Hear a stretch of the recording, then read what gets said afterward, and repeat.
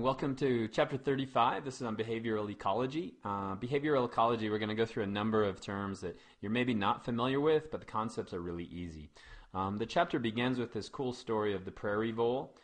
In mammals, monogamy, in other words, staying with one mate for your whole life, is not very common at all, something like 5%. Humans, like for example me, I've been married for 14 years to the same person. Everything seems to be going awesome, but that's really rare. And so if we look at, for example, a prairie vole is incredibly monogamous, we've discovered. In other words, they'll form these relationships that they'll keep throughout their whole life. If their mate dies, they just don't remate again. So it's amazing. But how does that work? What we found is if we compare them to the meadow vole looks just like it, real similar kind of a niche. But what you find is when they form those relationships, they light up a whole new set of neurons in their brain, releasing different neurotransmitters, which actually forms this really tight bond for their life. And so really simple chemistry can make these huge ecological differences. Now, two terms as we go through Chapter 35 are proximate cause and ultimate cause. Proximate cause is what's really causing that behavior at that one moment, and then ultimate cause is what's the evolutionary significance of that. And so if we were to say, why did the Titanic sink? Well, the proximate cause would be that water got into it, caused it to be more dense, and then it sank. But the ultimate cause might be it hit an iceberg. But hitting an iceberg is actually a proximate cause as well.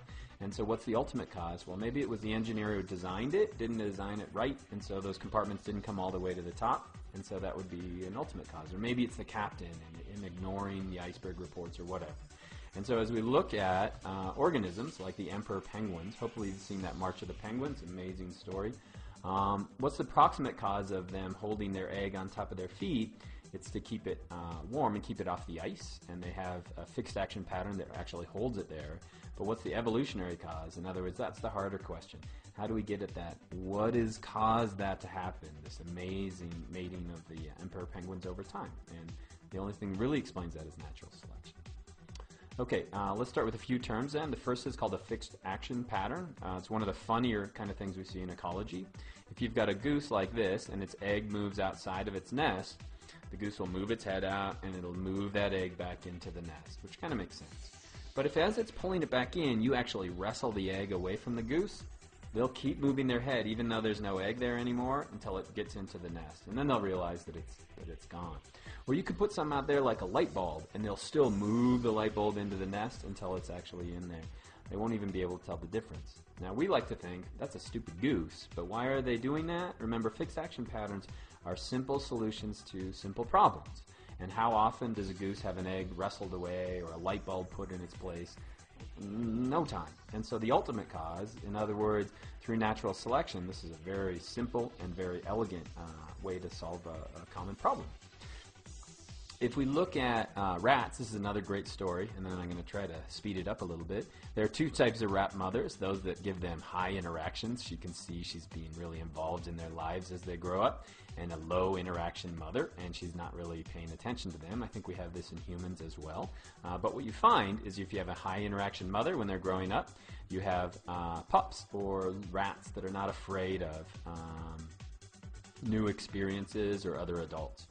If you show that they are ignored when they're growing up, then they become fearful as adults. But what we find is if we switch the mice into those different mothers, they'll actually exhibit the traits of their mother. And so social, or you could say that nurturing has a lot to do with the way they look. Clearly, though, these are the Olsen twins. Clearly, though, these are fraternal twins. In other words, they share, we could say, the same amount of genetic information as a regular brother and sister. They look alike, they have similar careers, and so genetics has a lot to do with it as well. And so again, it's nature, and then it's nurture. Next few things are learning, and we're going to go from learning that seems fairly simple all the way to the learning that's really, really complex. Start with a blackbird. Blackbirds, and I have some down on the trail near where I live, what you find is they habituate to humans. There have been some studies done on blackbirds. And the more times humans are walking around them, the more likely they're to get used to that, and so they eventually fear them less. And so it's a simple kind of learning. imprinting was really a cool form of learning that was discovered by, this is Dr. Lorenz from, I think, Austria. What he learned is that there's a critical period of time in a lot of animals' lives where the imprint, like a salmon fry, is going to imprint on the chemicals in that stream where they're actually born, or geese are going to imprint on their mother. And he found if he could spend a lot of time around them in those first few days and he'd use sounds, they would actually imprint to him and then follow him around. We find organisms can learn where location is based on spatial learning. This is a wasp returning to its nest. And we think they get clues. In other words, pine cones are arranged in a circle around their nest. When the scientists switch where those pine cones are, they trick the wasp into going somewhere else. And we find that it wasn't anything to do with the pine cones, it had to do with that specific shape. And so they've got kind of a mental map. We also find these maps to be really complex. So this is a study on cognitive mapping. And in this, the indigo buntings were actually flying at night. And they were tracking how they were able to follow stars at night. And so they would put them in a big planetarium, and they could look at which side they were clawing their way on, and they found that they could orient themselves towards the North Star. As we get a little more complex, we have what's called associative learning. Associative learning is when you associate two things. And so, for example, this is a coyote that's gotten introduced to a porcupine. It's going to associate those two things, and probably the next time is going to stay away from that. B.F. Skinner is probably the most famous of the psychologists who studied associative learning. He had these really elaborate, what are called Skinner boxes, where he could put pigeons inside it, and they could treat them like they could learn really complex learning just through associating food for doing the right thing. Social learning gets to be even more complex, and so these are vervet monkeys. Vervet monkeys live in these big troops, and we find that when you're looking for smart individuals, in other words, brains that are really highly developed, we see that in mammals, at least, when we live socially. And so once you have social living, there's so many things that you have to keep track of that high intelligence actually shows up. And there's a cool study on vervet monkeys that found that that's kind of a learned thing throughout their lives. Kids or the babies will learn that as they go. And then finally we get up to what are called problem-solving skills. In other words, that's looking at something new or something novel and then coming up with a new solution. And so this is a crow learning how to solve a simple problem where they'd hang meat from a string, and they had to figure out that they could move their feet back and forth and eventually get that string up to their mouth. Or chimpanzees show really high problem-solving skills.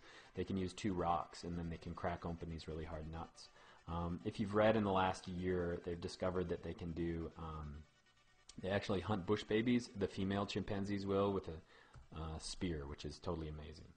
As they're flying about, this is a wagtail that feeds especially on dung flies. What we find is that their brains are making these really complex, what are called search images. In other words, they're searching where food is, and then they're thinking in their brain, is it worth the cost to go search that out? And when I say they're thinking, they don't think about this as all. It's just been made through natural selection. But if you look at, this is a wagtail, it's search image. In other words, it's looking at how big the dung flies are and how much calories it's going to get out of that. And so you get this weird kind of bell-shaped curve that's not so bell-shaped.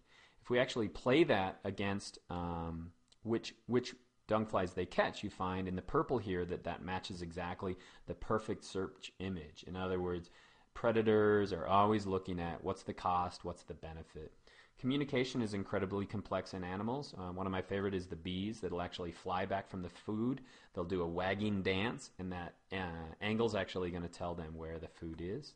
Complex mating behaviors, like this is a cuttlefish, they have a really complex mating behavior, and it's essentially to protect them, to make sure that this mate is not going to eat them. Sage grouse is a great example we have in Montana, where they'll form these great leks, and the males will puff up their chest and try to impress the females. Complex mating behaviors ensure protection, but they also are a great way to ensure that no one gets hurt. Agonistic behavior is when organisms will, and I'm running out of time, will fight, but they'll make sure that they fight so they don't kill each other. So these are rattlesnakes that are doing this dance where they actually weave around each other and push the other one down. And that shows dominance. Just like in the pecking order of chickens. You're expressing your dominance, but an important part of that, here's one of my heroes, this is Jane Goodall.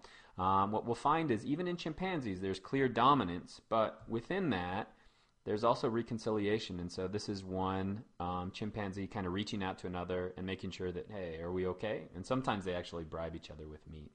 The most puzzling of forms of sociobiology is altruism. This is, in Montana, we call this a gopher. Lots of times gophers will go up and they'll scream out when a hawk is coming in, and lots of times they actually die when they're trying to give that warning call, which was puzzling to science for a long time until we actually started thinking about it from a genetic perspective. It makes sense for me to give my life if I can save my kin. And so they find that they're only doing that for